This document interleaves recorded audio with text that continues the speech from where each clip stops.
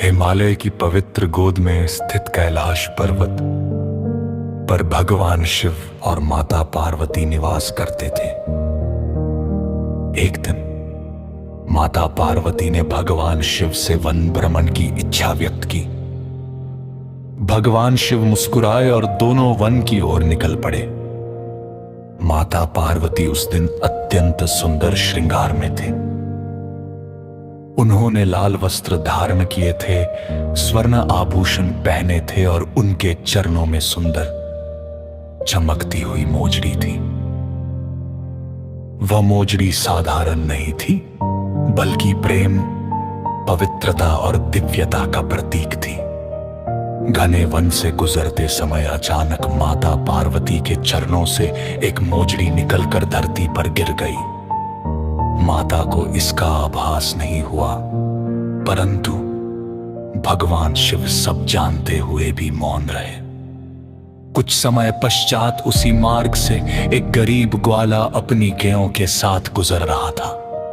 उसकी नजर धरती पर पड़ी उस चमकती मोजड़ी पर गई। वह आश्चर्यचकित रह गया। ऐसी अद्भुत और कीमती मोजड़ी उसने पहले कभी नहीं देखी थी। ग्वाले ने जैसे ही मोजड़ी हाथ में उठाई, उसके मन में अद्भुत शांति का अनुभव हुआ। उसे लगा यह कोई दिव्य वस्तु है।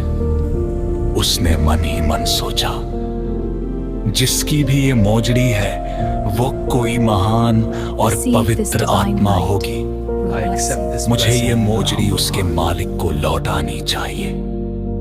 ग्वाला आसपास बहुत देर तक खोजता रहा, पर कोई नहीं मिला। थककर वो एक वृक्ष के नीचे बैठ गया और आंखें बंद कर प्रार्थना करने लगा।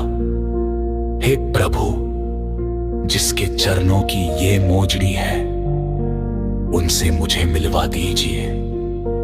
उसकी सच्ची प्रार्थना और निर्मल हृदय से माता पार्वती अत्यंत प्रसन्न हुई। अचानक वहां दिव्य प्रकाश फैल गया। माता पार्वती अपने दिव्य स्वरूप में प्रकट हुई और उनके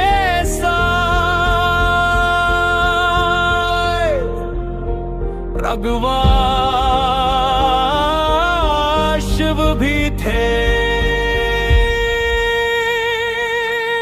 ये दृश्य देखकर ग्वाला आश्चर्य और भक्ति से भर गया। वह तुरंत उनके चरणों में झुक गया। माता पार्वती ने स्नेहपूर्वक कहा, वत्स, तुम्हारी ईमानदारी, सच्चाई और पवित्र हृदय ने हमें प्रसन्न कर दिया है। ग्वाले ने विनम्रता से मोजड़ी वापस कर दी। माता पार्वती ने उसे आशीर्वाद दिया, तुम्हारे जीवन में कभी दुख नहीं आएगा। तुम्हें सुख, समृद्धि और शांति प्राप्त होगी। क्षण भर में दिव्य प्रकाश विलीन हो गया।